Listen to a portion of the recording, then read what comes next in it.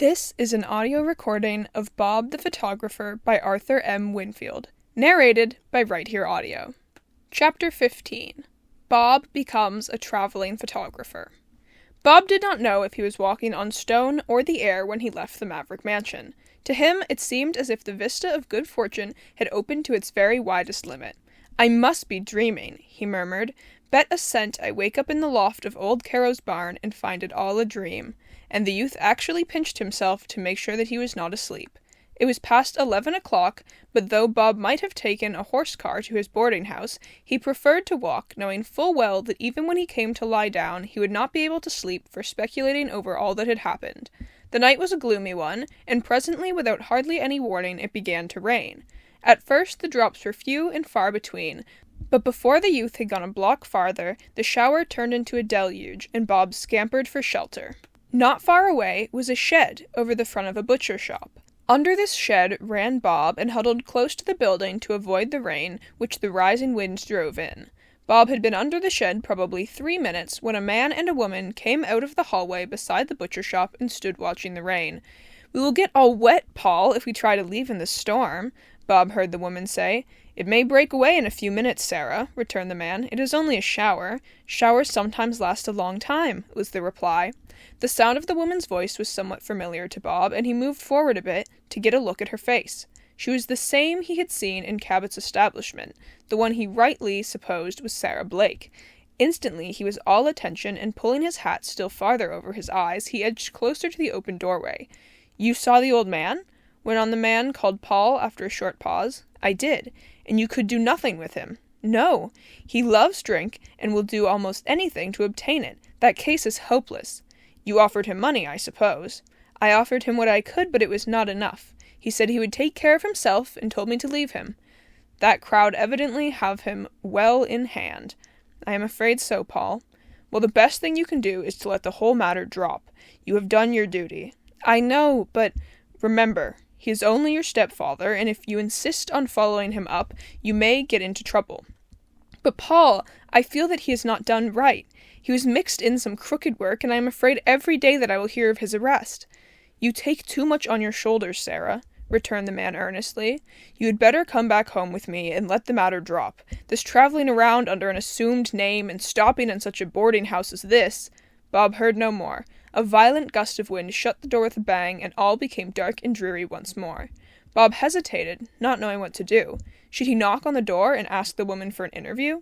While he was deliberating, the door opened again, and the man came out. He hurried up to the corner where stood a cab and got in. Was he going to leave the woman behind? It certainly looked so. But an instant later the woman came out. With all speed she ran towards the cab. Bob dashed forward, but before he could stop the woman, she had entered the cab beside the man, and the driver whipped up the horses. Away went the cab at a high rate of speed. Bob tried to catch on behind to signal the driver to stop, but he failed in both. He slipped on the wet stones and went down on one knee, and by the time he arose, the cab had disappeared in the darkness. Bob was much chagrined. He felt almost certain that the woman could have told him something concerning the past. "And that's not the worst of it," grumbled Bob to himself. "It's bad enough to let them slip, but they are most likely going out of town, and goodness only knows when I'll see her again." He turned back under the shed again, and dashing the water from his hat, and wiping off one of his hands, which had become covered with dirt, he rang the hall bell. A moment of utter silence passed, and then a tall, sour-faced woman, evidently an old maid, appeared. "Good evening," said Bob politely. "I called to find out if you could tell me where that lady and gentleman who just left had gone to." "No, I can't," snapped the woman. "What do you want to know that for?" "I wish to see the lady." "So did several men, but she's gone, and I'm glad of it." "Will you please tell me her name?" "I don't know it. She said it was Brown, but perhaps it isn't. I didn't like her, and I'm glad the man came and took her away." "Do you know where she came from?" "No. She paid in advance, and I needed the money, so I took her in. But she was too sly for me. Is that all you wanted to know?" "Yes, ma'am." Without another word, the woman shut the door in Bob's face and locked it. Bob could not help but smile to himself. "Something didn't suit," he murmured to himself. "Rain or no rain, I'm going to try to follow that cab." He started off at once in the direction the cab had taken, running as fast as the slippery pavement would allow. But though he traversed several blocks, no vehicle of any kind outside of a horse car appeared in sight, and finally he was forced to abandon the chase. On the following day, Bob and Mr. Starley had a long talk in regard to the youth's future.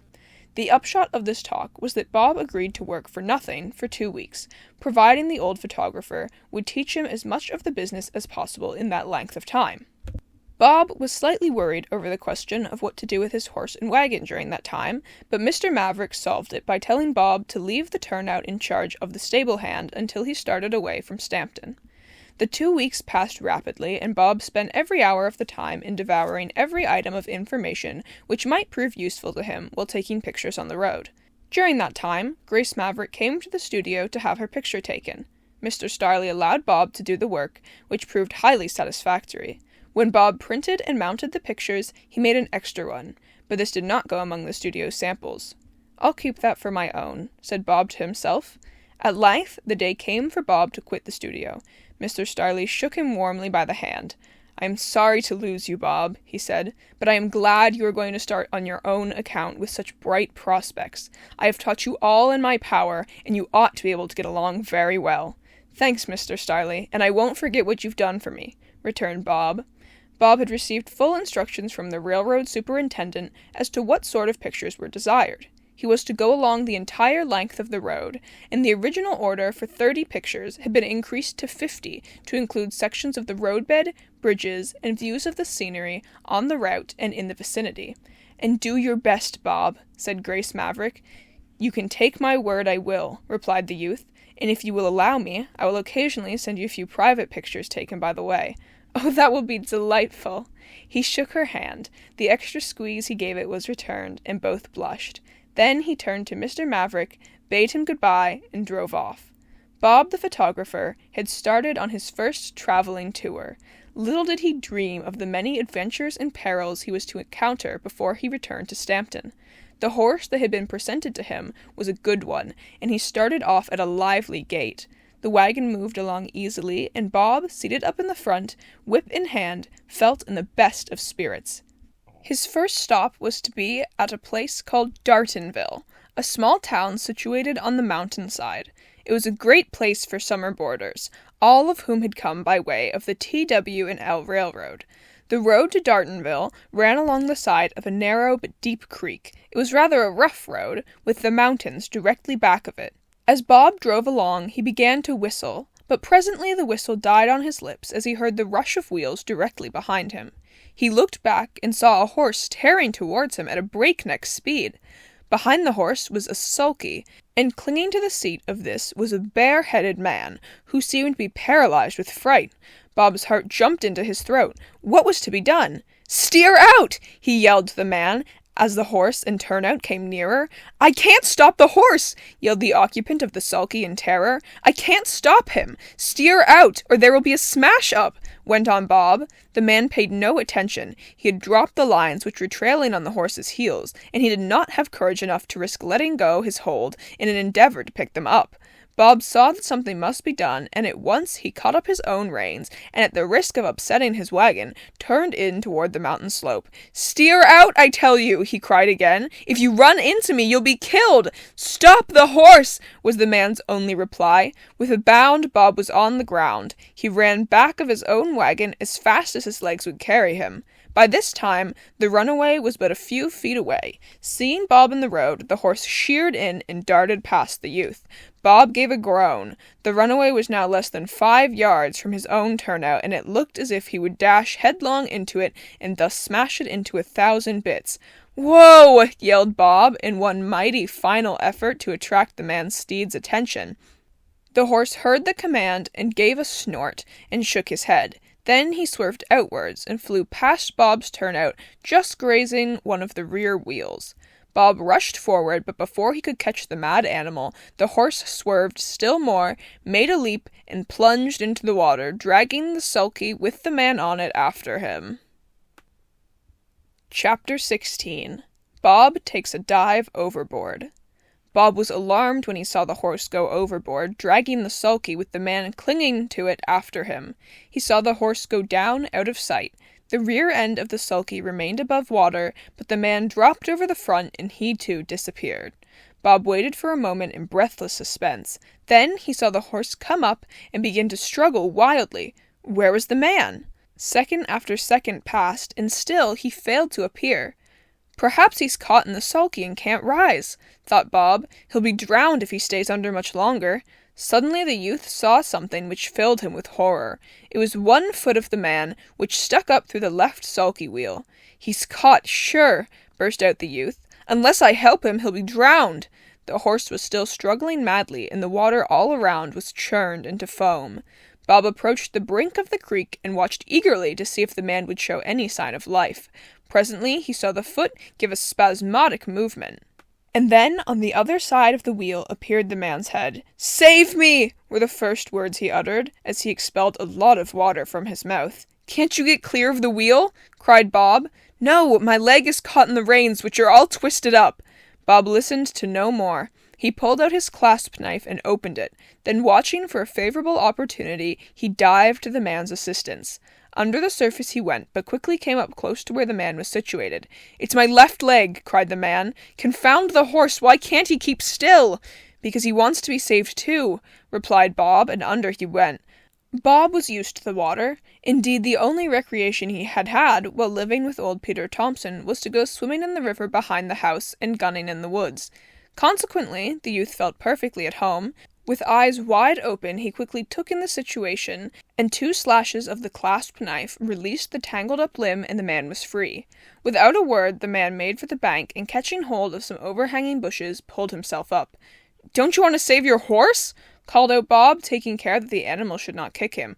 "I do, but I don't know how. Get the rope tied under my wagon."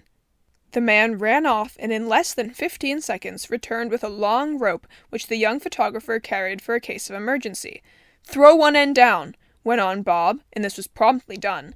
Catching the floating end, Bob made a noose in it. Then he swam close to the struggling horse and threw the noose over the animal's head. "Now pull him down the stream to that shallow place," cried Bob. "Hurry up or he'll be a goner." Pulling on the rope, the man started down the stream. It was hard work, and long before he reached the shallow spot, Bob was up on the bank beside him. As soon as the horse struck the shallow part of the creek, he ceased to struggle, and they had but little difficulty in leading him to dry ground. Here, however, he began to tremble, and finally sank down on his side. "He's chilled more than anything," said Bob. "The best we can do will be to rub him. I don't believe he has swallowed much water." "He don't look so, but he was fearfully heated from running away. I reckon the rubbing will warm us up, too." Bob ran back to his wagon and got a blanket and several other articles. When he came back, he found the man had already gone to work, and he set to helping. Once thoroughly rubbed down and blanketed, the horse appeared to be better. "Leave him in the strong sunshine for a while, and he'll be all right," said Bob. "As soon as he makes a move to stand up, make him do so and walk him around. I see you're used to handling horses." "A little." "What was the trouble? Did he run away?" "Yes, got the bit, and that settled it. I'm glad we saved him." "He looks like a valuable animal." "I believe he is." "He is not mine. He belongs to a friend who asked me to take him out and exercise him." "Your friend will be surprised when he learns of what has happened." "I suppose so. But who are you, if I may ask?" Bob told him. "I am Edgar Willett of Dartonville. I owe you something, Alden, for your generous help." "That's all right." "So you are taking pictures for the railroad company?" "Yes." "Intend to stop at Dartonville?" "Such was the calculation." "Then while you remain you must make my home your own. My house is the first beyond the blacksmith shop. I have lots of stable room for your horse and wagon." "Thank you." "Oh, no thanks. You saved the horse, and that is worth a good deal to me." While they were waiting for the horse to recover, Bob entered his own turnout and changed his clothes. He gave Willett a like chance, offering him a suit that almost fitted him, and the man gladly made the transfer. A couple of hours later, they started for Dartonville. Willett led the way to his own house, and Bob tied up in the stable. Mrs. Willett was told of what had happened, and she at once prepared a hot dinner for the two. Bob was hungry, and he ate heartily. Then Willett started to return the horse, and the sulky, and the young photographer went off to take his first picture for the railroad company. There was a bridge at Dartonville which the railroad company had built over the creek. It was a picturesque place, and Bob had every reason to believe that it would make a fine view. With his camera in one hand and his tripod and satchel slung over his shoulder, Bob made his way to the spot. In order to get the proper view, the young photographer was compelled to climb through a mass of thick brush and stubble. This was not very agreeable, but Bob bore it philosophically, remembering that all work is not play. At last, Bob reached a spot he thought a good one, and without delay he set up his tripod. He had just adjusted his camera and was putting in a plate when a noise close at hand made him pause. The noise came from the depth of the brush, and for the moment Bob could not make out what it was. "Maybe somebody is following me," he thought. A minute later the sound ceased. Bob listened for it quite a while, but at last turned again to his work. It was no easy matter to get a good picture, as the sun shone almost directly towards him. "If I'm not careful, I'll have a ghost on the plate," he said to himself, thereby meaning that the sun would cause the picture to be white-spotted. To make sure of getting a perfect plate, Bob took 2 pictures, one while the sun was out full, and the other when that luminary was slightly clouded. The pictures taken, Bob placed them away so that no light might reach them, and prepared to leave the spot. "That makes picture number 1, he thought, "and I sincerely hope that it proves a success." He resolved to develop both plates as soon as he reached the wagon, and if one was not perfect in every way, to return and try again. Bob had just started to close up his camera when the strange noise he has heard before reached his ears. This time it came closer, and the young photographer made up his mind it was some animal roaming in the brush. "Perhaps a stray cow?" he said to himself. "Here! Cush! Cush! Cush!" he called out. For reply, the crashing through the brush came even closer. Presently, the brush was thrust aside by a pair of horns, and the head of a large and angry-looking bull appeared. "Hello! This is interesting," thought Bob, springing back. The bull gave him a look around, and then fixed his glaring eyes on the young photographer in a most threatening manner. "Gee-ha!" shouted Bob, trying by this means to make the bull leave. Instead of turning, the bull gave a fierce snort. "He means mischief," thought Bob, looking around for something with which to defend himself. Then the bull lowered his head and with another snort rushed towards Bob.